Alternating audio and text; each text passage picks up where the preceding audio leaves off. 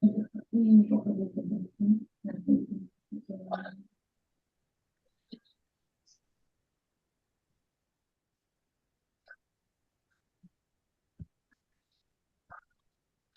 to What the F is Going On in Latin America and the Caribbean, a popular resistance broadcast of hot news out of the region. In partnership with Black Alliance for Peace Haiti America's team, Code Pink, Common Frontiers, Council on Hemispheric Affairs, Friends of Latin America, Interreligious Task Force on Central America, Massachusetts Peace Action, and Task Force on the Americas.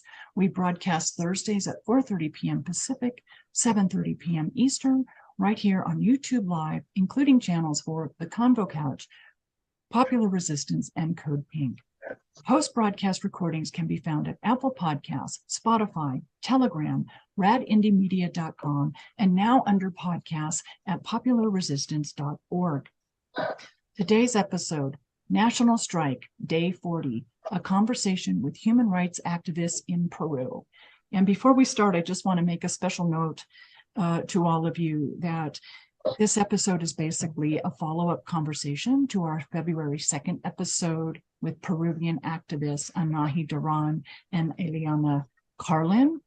And since February 2nd, I have visited Peru on a human rights observation delegation with Mision de Solidaridad Internacional y Derechos Humanos. We were there February 7th through February 13th.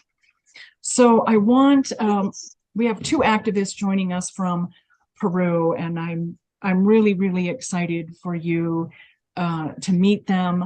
Our first guest that I will introduce is Clau O'Brien Moscoso. She is an organizer with the Black Alliance for Peace in the Haiti Americas team. She's originally from Barrios Altos, Lima. She grew up in New Jersey and now lives between both countries. And our second guest is Leyner Ayala Basilio. And I had the opportunity of meeting and working with Leyner in Cusco. Let me tell you a little bit about him.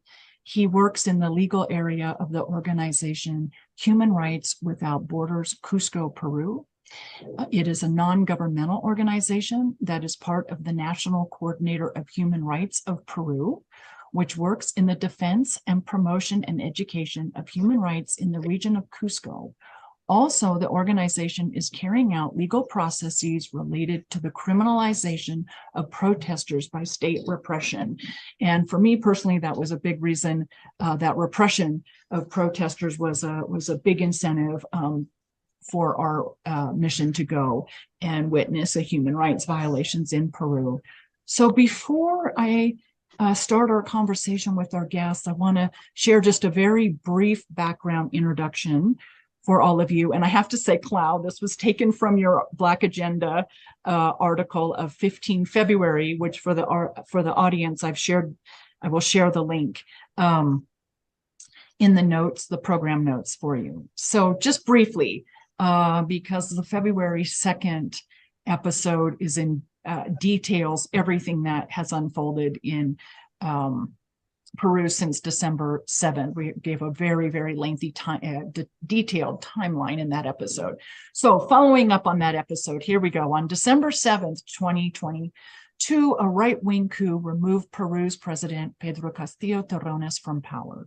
The predominantly poor indigenous, rural, and Amazonian communities resoundingly and overwhelmingly voted for Castillo, rejecting outright the neoliberal regime installed by the previous governments.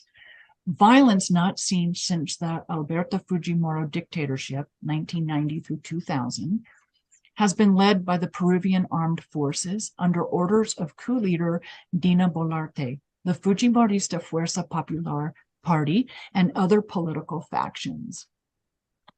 It's been over 67 days since the parliamentary coup led by the right-wing forces of Fuerza Popular with their puppet Dina Boluarte, now commonly referred to as usurper assassin, at the helm. And so I think also, Clau, in your article, it says there's more people have died than there have been days of the parliamentary coup government. So that's a pretty key factor. So with that, everyone, I would like you to meet our guests. And I think perhaps,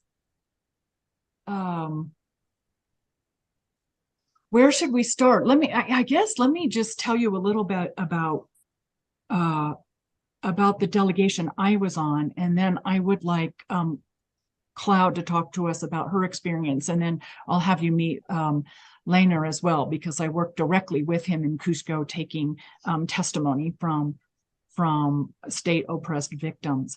So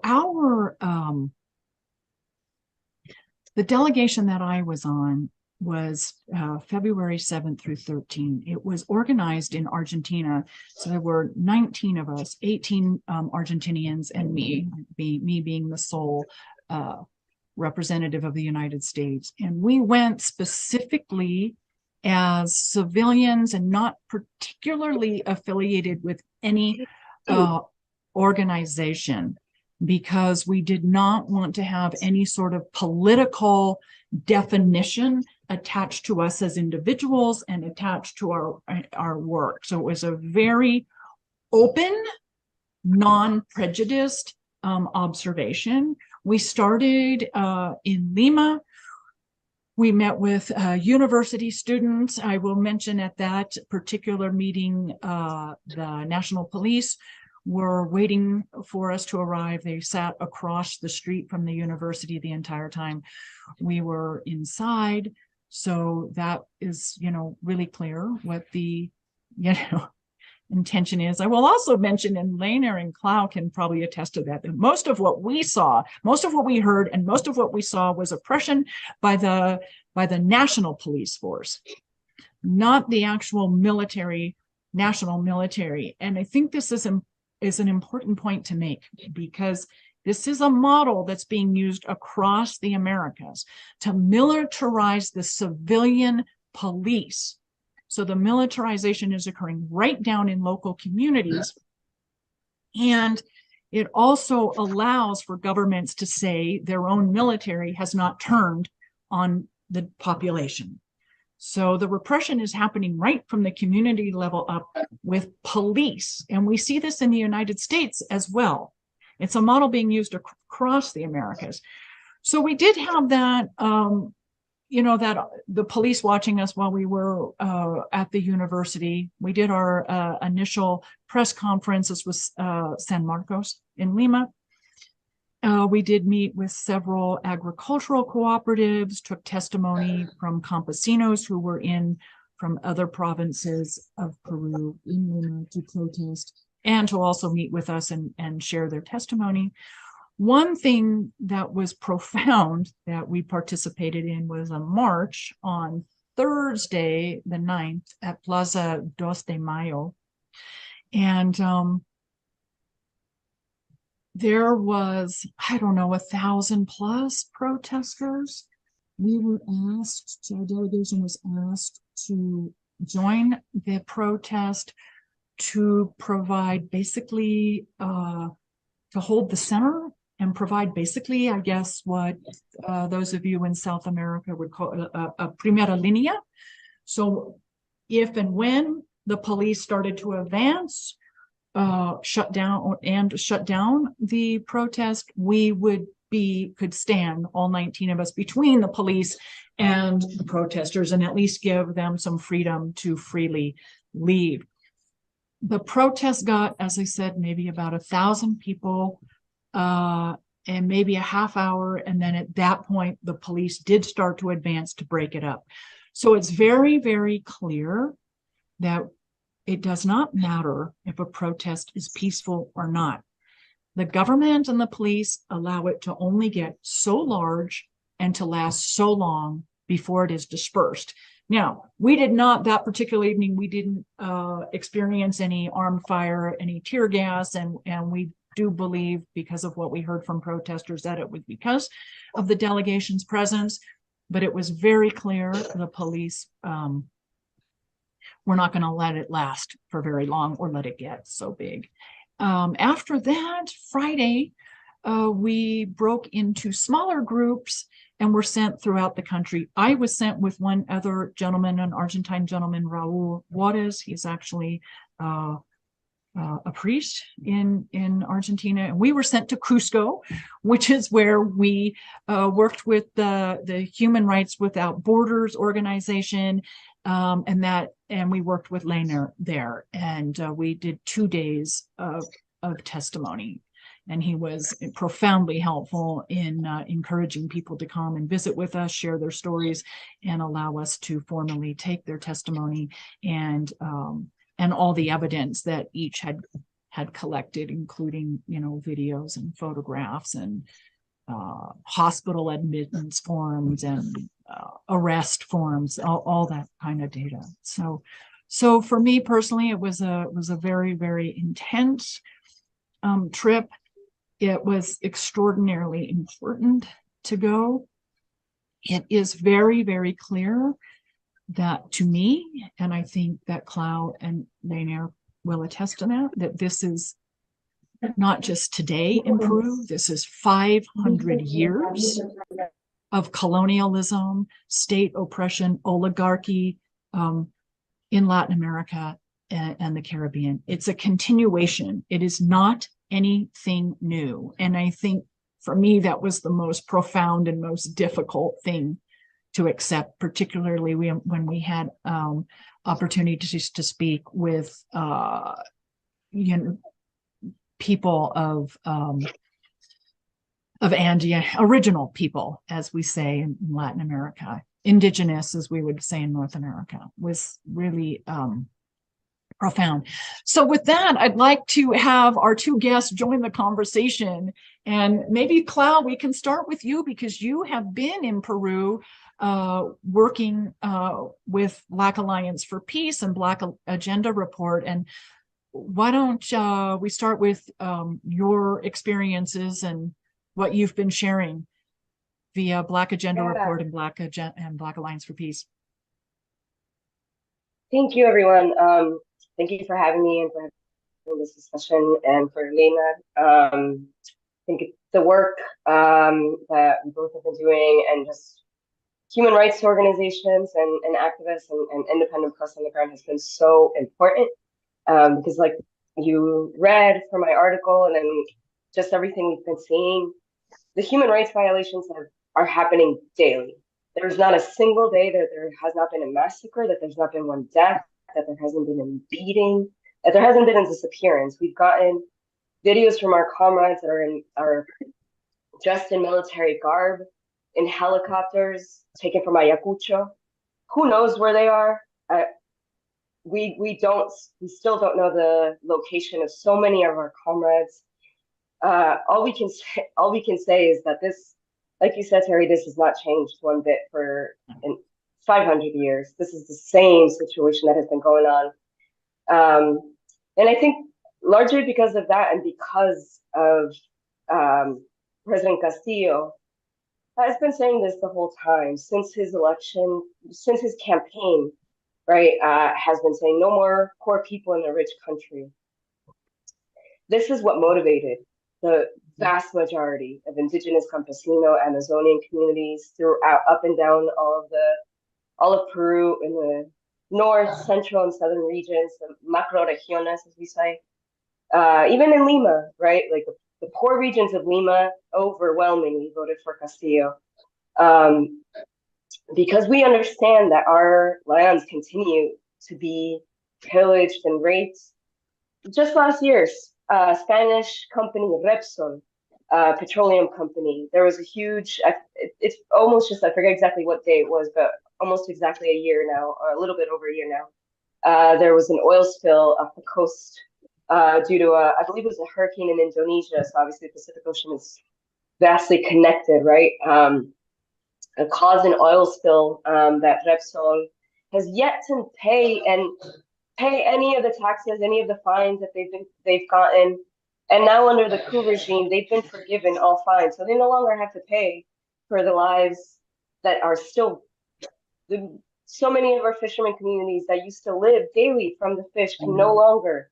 And what does the state provide them? Nothing. They have not provided them anything except just corporate giveaways, right? I believe just yesterday, the age of retirement went from 65 to 75, just like that. no conversation. It's full dictatorship.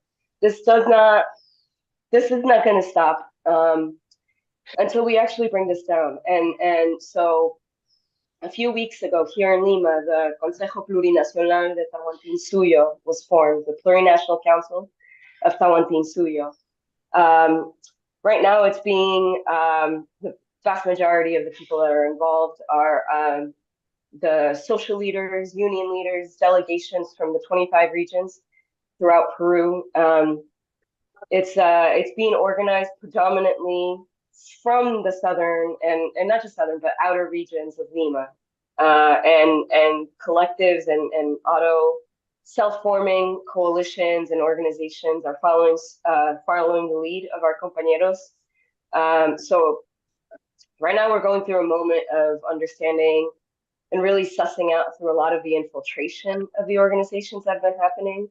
We're seeing that a lot of retired police are coming out of retirement to be what we call here ternas, which is a specific unit in the national police. But essentially, they just come back as just as civilians, and they're the ones that go into the marches, start throwing rocks, instigating to get a rise out of the police.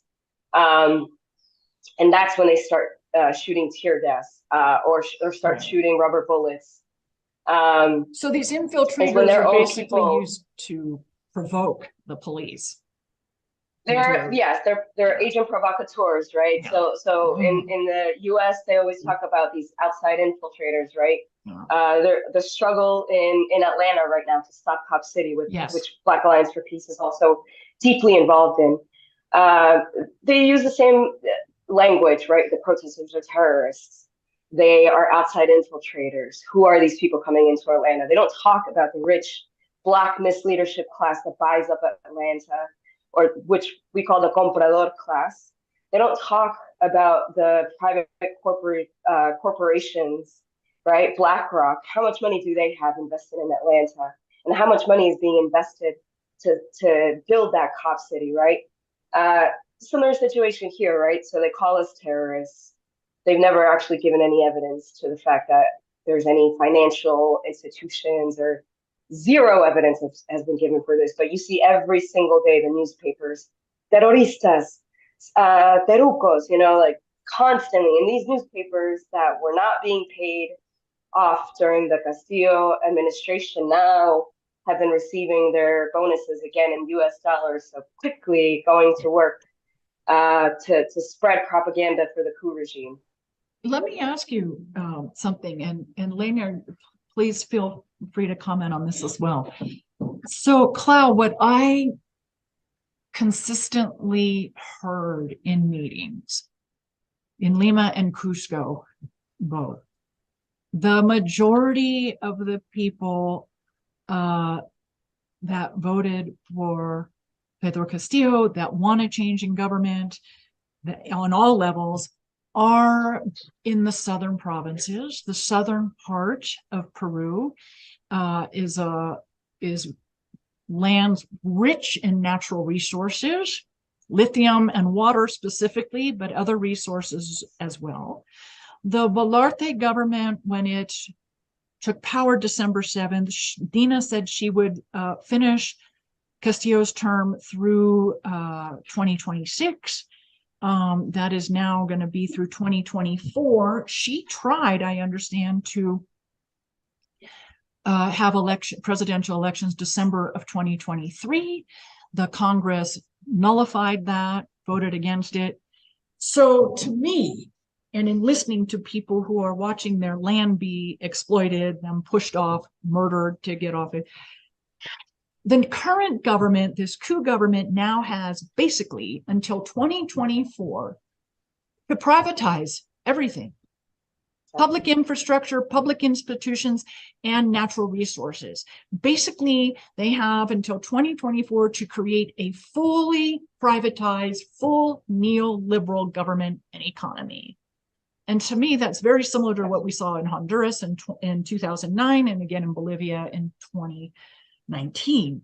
that, and that's why I say this goes back to 500 years of governments and oligarchy controlling all the institutions and all the natural resources.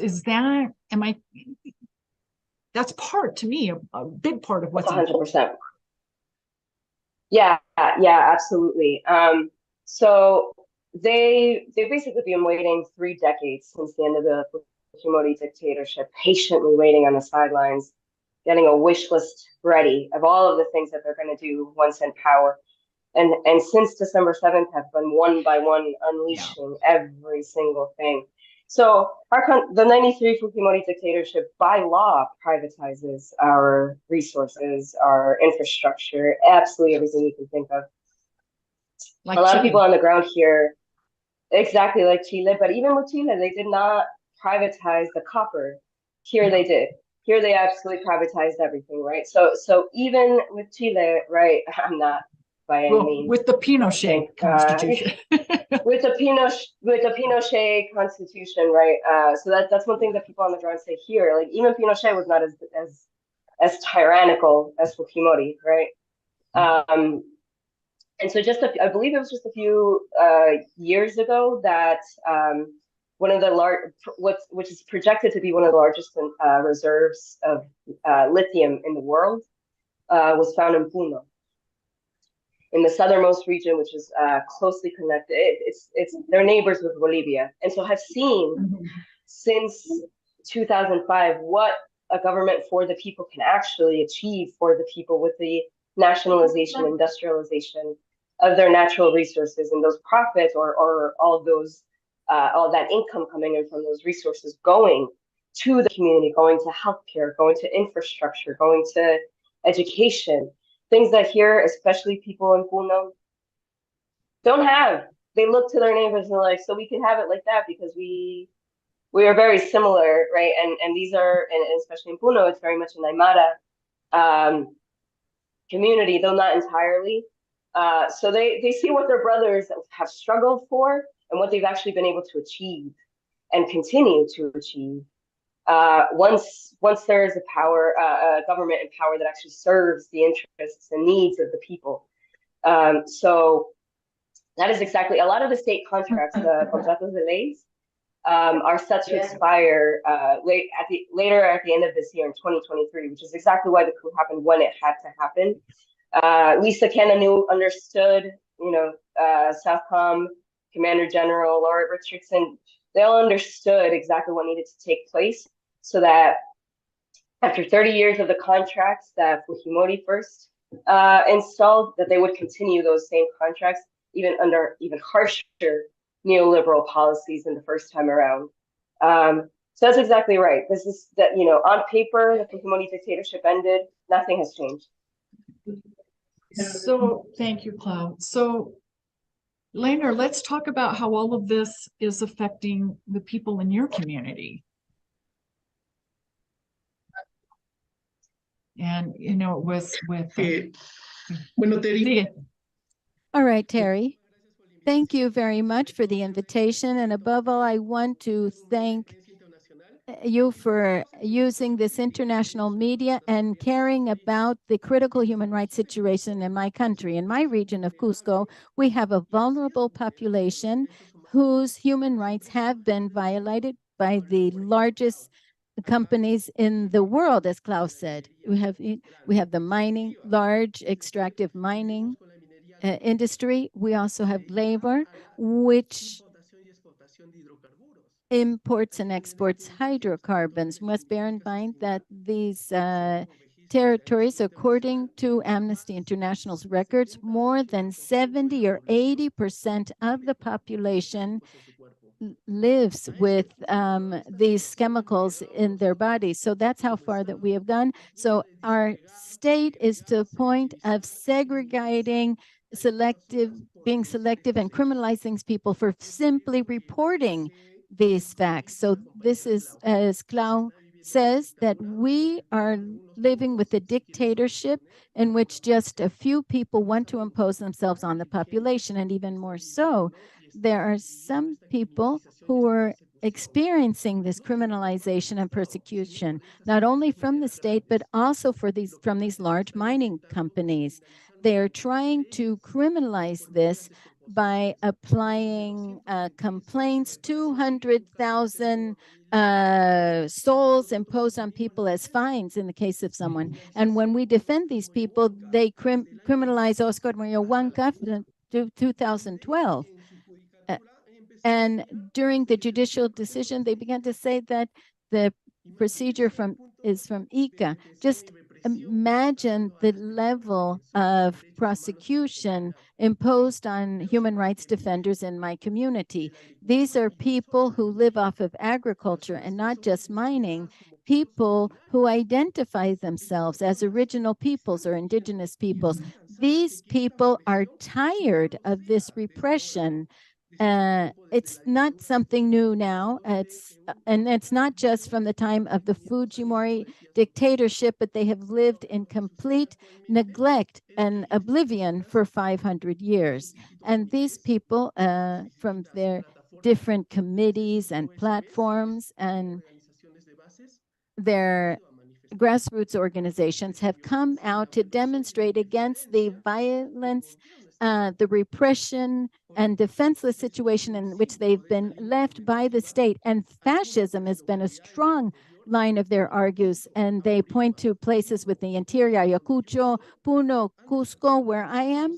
They have unleashed social conflicts that I don't see a visible, I don't see the end in sight. And it's already been a few months, and more than 1,500 civilians have been wounded. In Cusco, we have the Human Rights Without Borders has tallied more than 800 people injured. And these are not small injuries. These are impacts of firearms.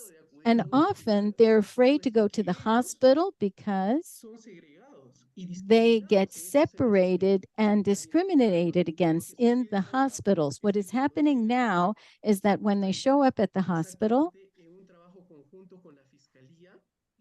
works together with the prosecutors and the forces of law and order. They get set aside and they begin to investigate them for causing public disturbances. Now, there are several people who are in preventive custody for 9 months, saying that simply since they are the children of people in the comuneros, the community organizations. So it's like saying that other people have civil rights, but they don't. And when you belong to a native community, you get this kind of treatment. So this is what people are experiencing now. I understand that the executive branch, instead of supporting these just demonstrations, is encouraging the forces of law and order and the military to repress them. And they say they congratulate them, saying that they're giving good service. And this is the criminalization of protesters. And unfortunately, that is what we're experiencing. And I could give you more details later about the cases that we're looking about with the leaders and also some minor children and their cases of repression, and a citizen who didn't even participate in the demonstration, but who was tortured by the military forces, and also paramilitary abuse as well. Thank you, Terry. Thank you. So I guess I will just share, since I was in Cusco with Leyner, that we spent 2 days taking testimony from from victimized, repressed people. Most of the people we talked to were students, some as young as 15, and that was pretty profound. Hard for me to imagine how a police force of its, doing that to its own children.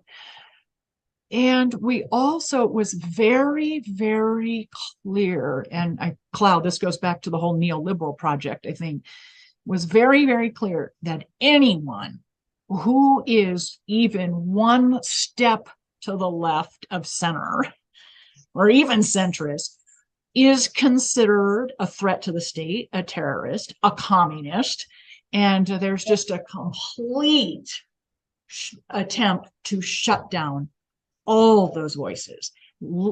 Union organizing and their leaders, campesino organizing, student organizing, all of that is being shut down. Their leaders are attacked, and then they go after, you know, the members of the organizations.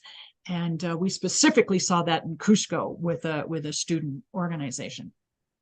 And we did take all their testimony. So I will also say, just for the audience, I will include our delegation preliminary report in the notes, as well as a link to see some of the photographs that we took, not evidence, but just things that, you know, we took on the street ourselves as delegation members. And so what have we overlooked here? I mean, it's what more should we expand on?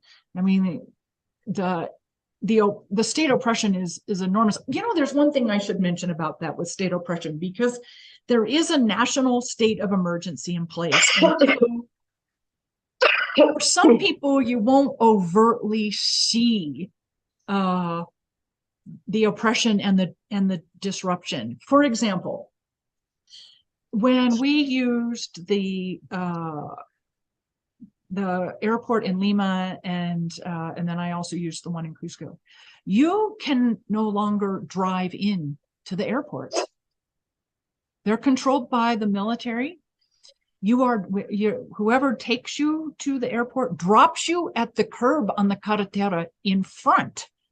And then you have to show your ID, your passport, or your cedula, and your boarding pass to the national police in order to enter the airport parking lot, and then you can walk to the departure terminals. We experienced that Lima to Cusco and Cusco back to Lima. When we arrived on international flights, we were able to have people come in and pick us up inside the airport, but they had to stay in their cars, and they could only drive to the international wing for arrivals. They could not go in and drop us curbside inside the airport for departures.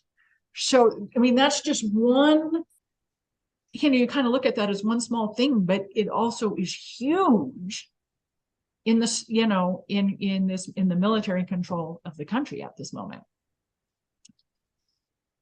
And so, Clau, you are still in Lima. What's happened this week in Lima since we all left on the 13th? Same escalation of violence. So you said you were in Plaza 2 de Mayo before. A few nights ago, they which they tried not to do to the center in Plaza 2 de Mayo, but they started gassing us, and they started taking all of the food that was donated to us.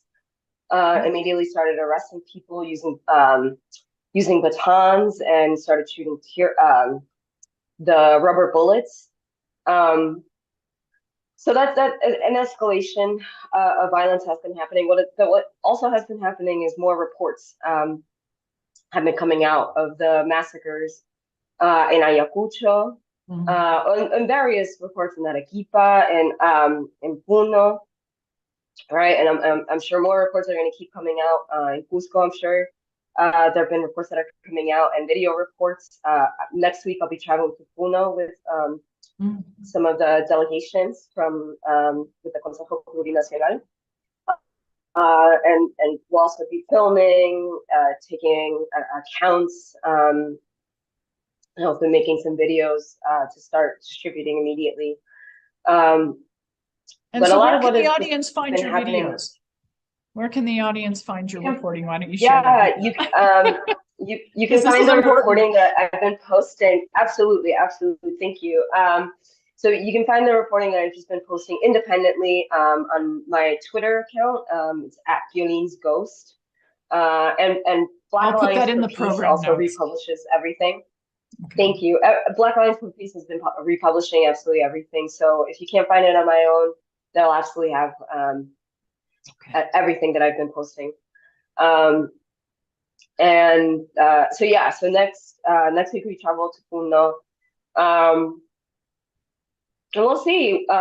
We understand too that a lot of the delegations that have been coming up from the South are now going back to the South with a change of strategy. And we've been seeing here, right? So I guess it was a couple of days ago that the coup regime declared the center of Lima state of emergency. Yeah. No protests allowed anymore near the area that you were in.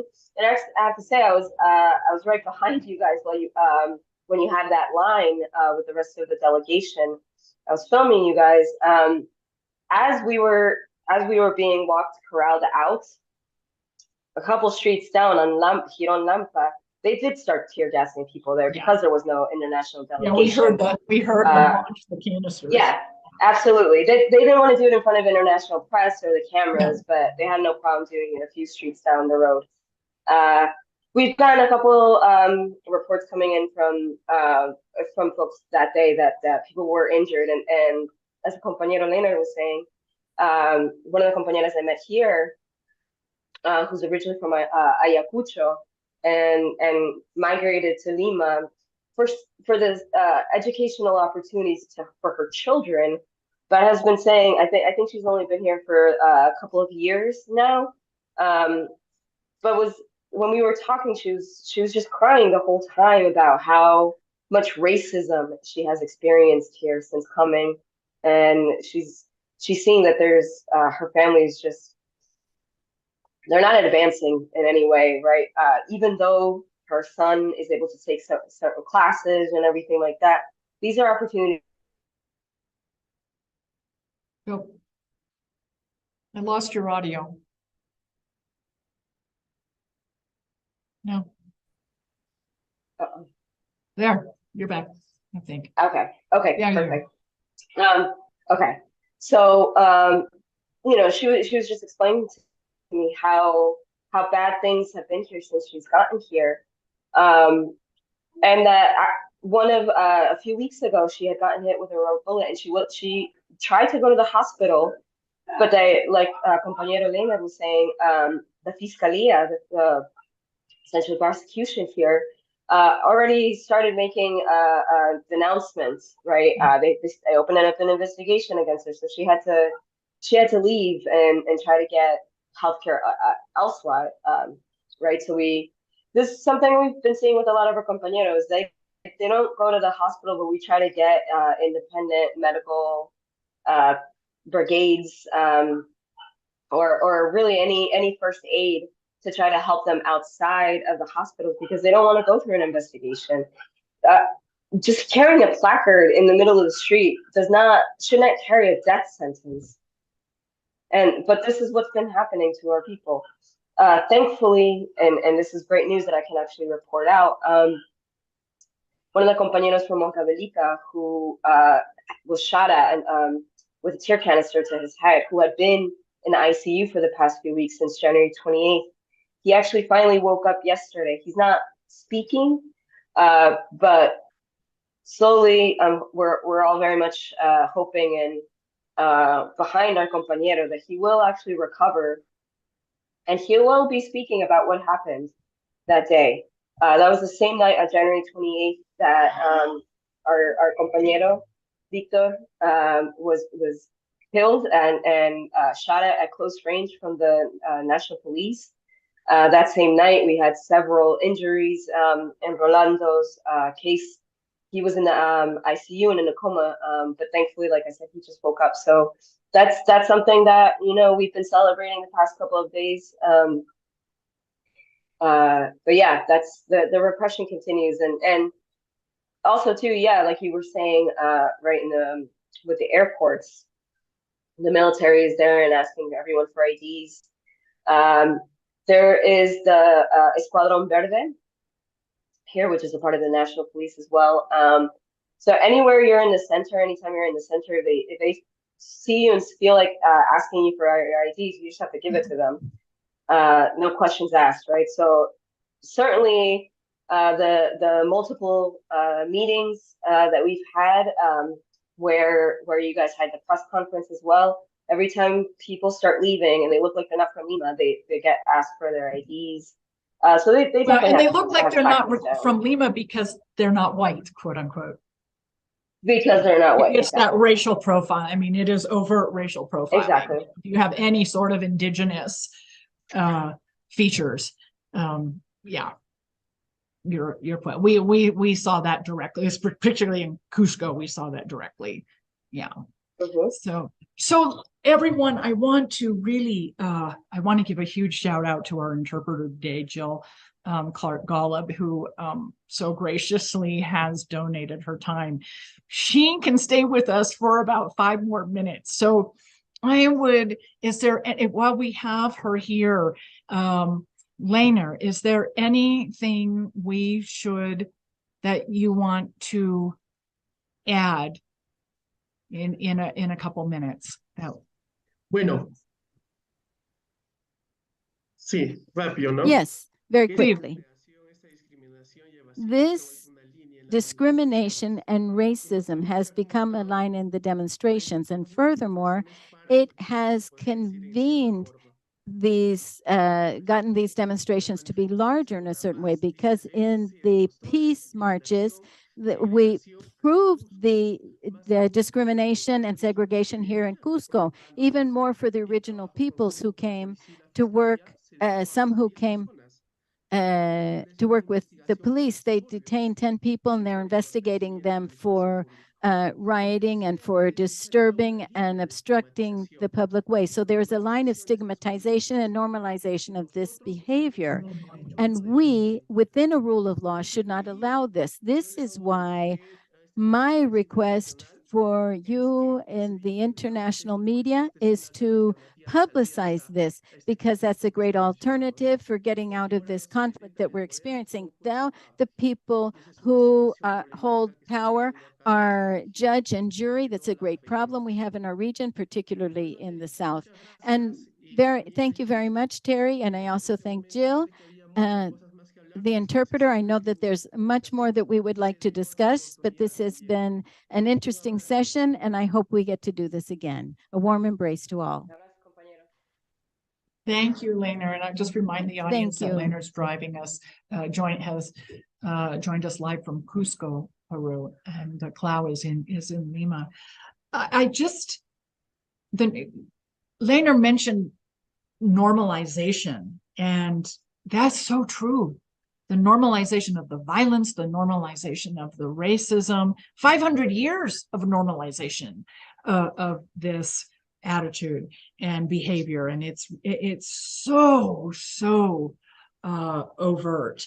And also, I would just share that the 2 things that we heard, our delegation heard, the whole 6 days we were there, from all ranks, all